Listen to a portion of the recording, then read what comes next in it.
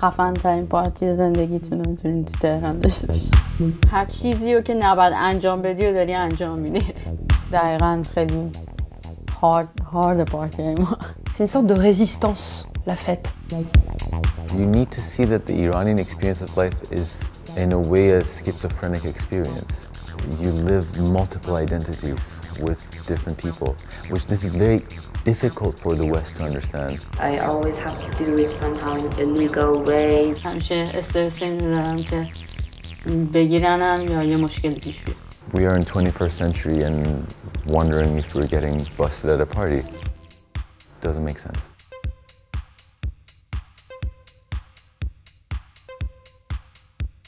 Comment est-ce qu'on fait la fête en Iran? Cette question, elle peut paraître bizarre, parce que depuis plus d'un an, quand on vous parle de ce pays, c'est pour parler de la répression brutale d'un gouvernement fondamentaliste contre un peuple qui demande la liberté après la mort en garde à vue de Mahsa Jina Amini, une jeune femme d'origine kurde arrêtée pour mauvais port du voile. Mais la désobéissance en Iran, c'est aussi simple que d'organiser des soirées, de danser ou de faire de la musique. Toutes ces activités y sont plus ou moins illégales. Alors, pour cet épisode de Trax, je suis partie à la rencontre de celles et ceux qui veulent maintenir l'esprit fêtard des Iraniens, coûte que coûte. Pour moi, tout a commencé après 7 soirées à Paris. Elles réunissaient plein de gens de la diaspora iranienne et j'ai voulu comprendre comment est-ce qu'on fabrique les sons qui font danser les Iraniens, que ce soit ici ou là-bas. Si c'est interdit, comment est-ce qu'il est encore possible de réunir les gens autour de chansons que tout le monde connaît? Alors je suis allée poser la question à des artistes et ma première étape, c'était Berlin. Je suis venue dans la ville d'Europe avec la plus grande communauté iranienne pour assister à une soirée, Disco Téhéran. Au départ, c'était des fêtes à New York autour de la musique iranienne. Et aujourd'hui, le concept fait le tour du monde.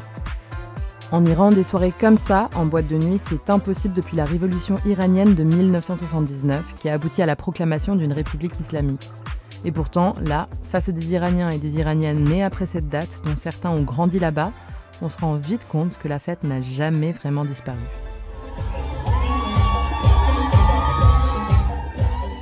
Quite simply, what happened since the revolution is that expressions of a party and an establishment more or less had to move underground into people's homes.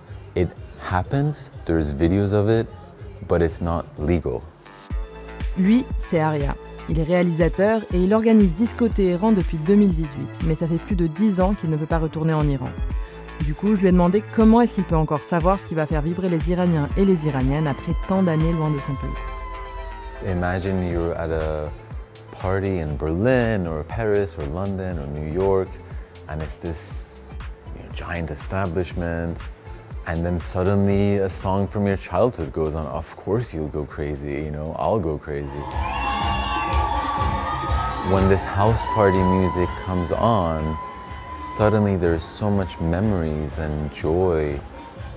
It makes me happy, Bon, là, c'est le moment de faire un point historique. Tout à l'heure, je vous ai dit que la musique et la danse étaient interdites, mais c'est un peu plus compliqué que ça. Ce qui est puni par la loi depuis l'arrivée au pouvoir d'un gouvernement fondamentaliste religieux, c'est l'immoralité. Et ça veut dire tout un tas de choses, dont les soirées mixtes, la musique occidentale ou considérée non islamique, ou toute performance publique par une femme.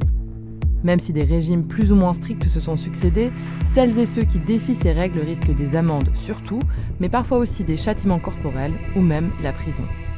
Dans la pratique, les règles restent floues. When I was inside of Iran, everything that I wanted to have, music or films, one could say that it was illegal, but it was accessible through smugglers.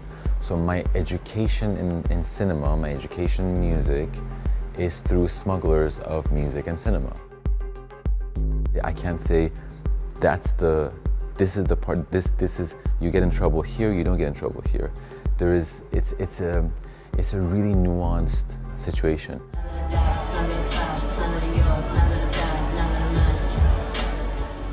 Le morceau que vous entendez là, c'est celui d'une rappeuse de Téhéran, Roudi.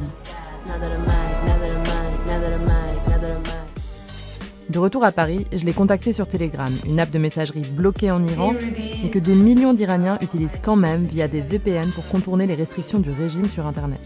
Ce que Roudi fait, c'est illégal, mais malgré tout, elle poste sa musique et des images de ses concerts sur les réseaux sociaux. En septembre 2023, elle a disparu d'Instagram pendant plus d'un mois, puis elle est revenue avec ce message. Pour des questions de sécurité, je lui ai proposé de flouter son interview. Mais elle a préféré répondre à visage découvert. Hey Trax, this is Rudy. I'm here in Tehran. It is very important for me that I am identified as a female rapper in such country and in such male-dominated scene, and I try my best to do the job.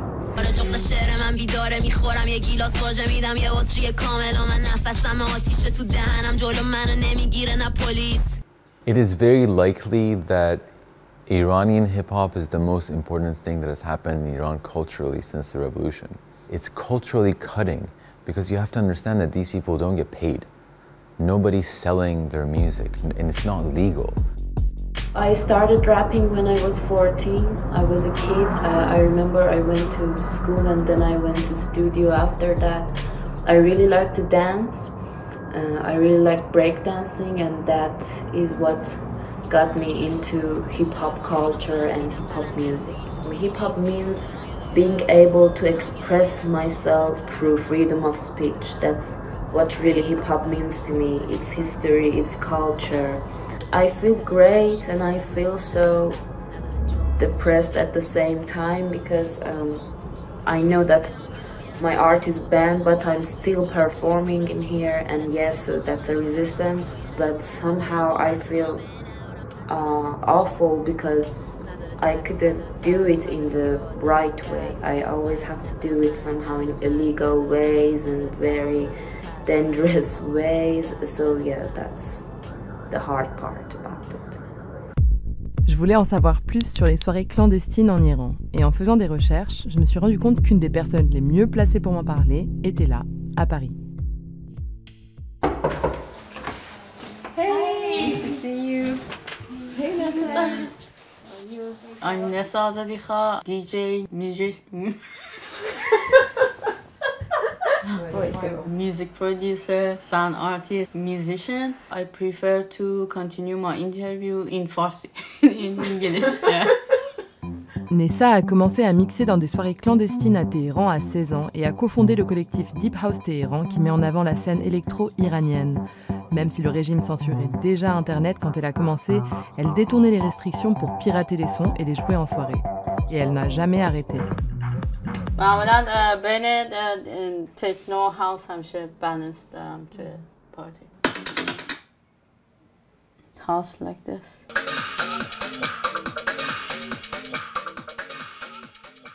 و این استرس که یه روز قراره بگیرنم از همون سال اول دیجینگ که شروع کردم با من بوده و همچنان هم هست هر موقع که ایران قرار موزیک پلی کنم. استرسی که رجوشتم ساعت و همون استرسیه که خب ممکن هلسه اون پارتی از بین بره. بیان بخوان مثلا ایجاد مزاحمت کنن یا پارتی رو بگیرن و بسته بشه.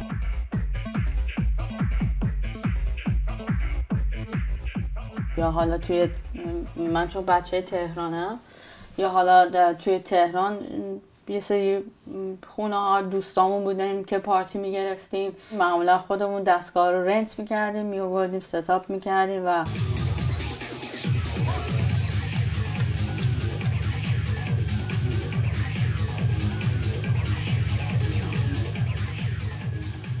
من یادم میاد یه شبی رفته بودم یه پارتی موزیک بزنم، از به ما اطلاع دادن که پلیس اومده اونجا ریخته و من به نیاز مسیج دادم. تا موقعی که میخواستم برگردم نیاز گفت من مردم و زنده شدم. And I started crying a lot and that was a nightmare for me. And I begging her to not go playing music anywhere. But she continued. چیزی که یادم میاد اینه که خب من خیلی سرچ کردم ببینم قبل از من زن یا دختری بوده توی ایران که با عنوان دیجی کار کرده باشه که پیدا نکردم.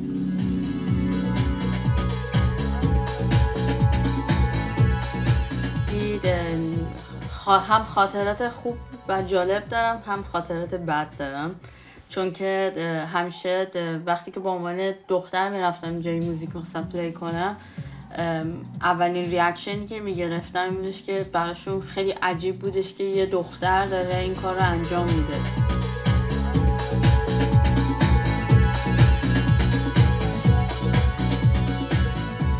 و این واسه من خیلی خیلی مهمه که موزیک ایران شنیده بشه. موزیک بچهای ایران که کار میکنن، میسازن، پلی میکنن، شنیده بشه تو کل دنیا. Nessa ne vit plus qu'à mi-temps en Iran depuis fin 2022 quand elle a pu sortir du pays pour faire une tournée européenne. Et c'est au Rex, à Paris, qu'elle a mixé pour la première fois en Europe. و هم هیجان بود، هم استرس بود. تمام مدت فقط داشتم به جمع نگاه می‌کردم که ببینم ریاکت اون همه آدم توی اون کلاب به موزیکا به چه صورته. و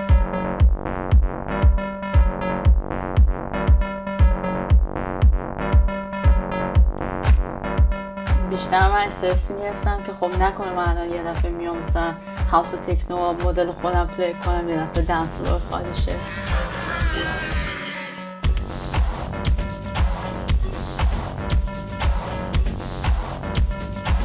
ولی میتونم بگم که از بهترین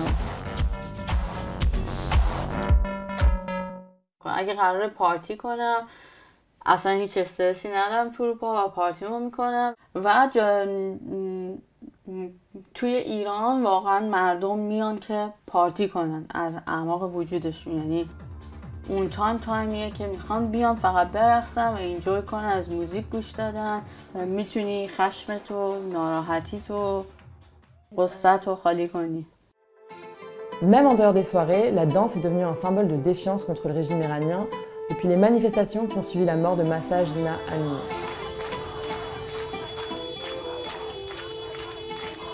Après des mois de répression et d'incarcération, la résistance est devenue plus subtile. Et ça veut dire sortir sans voile si on est une femme, ou se filmer en train de danser. Après avoir participé à une traîne sur TikTok, ces adolescentes ont dû présenter des excuses publiques. Pour comprendre la portée de ce geste, je suis allée voir une danseuse qui leur a rendu hommage depuis Paris, Sahar Derkan. Elle est iranienne et c'est une des premières femmes à pratiquer la danse soufie, traditionnellement réservée aux hommes.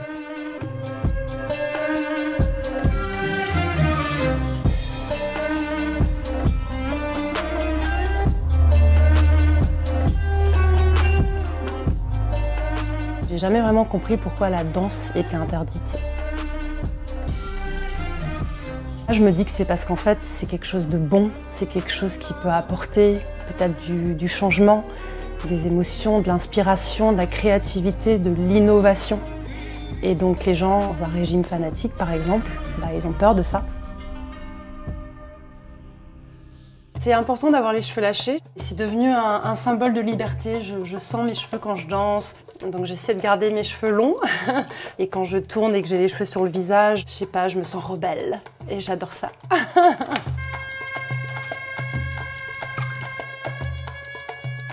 Notre corps est notre instrument de musique, surtout pour une danseuse.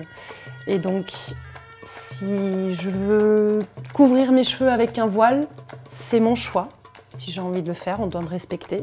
Si j'ai envie de porter la casquette, c'est mon choix. Et si j'ai envie de danser les cheveux au vent, c'est mon choix. Et ça, c'est important d'avoir cette liberté. Quand est-ce que tu as commencé à danser ? Alors j'ai commencé à danser très très jeune. Déjà en Iran, je me déguisais souvent, je mettais des costumes traditionnels qu'on avait à la maison. Et je dansais alors que pourtant c'était déjà interdit. Quand je suis venue en France, ma mère m'a amenée à la fête de la musique à Paris. Et j'avais jamais vu des gens danser dans la rue, en fait. Pour moi, c'était le plus grand symbole de liberté.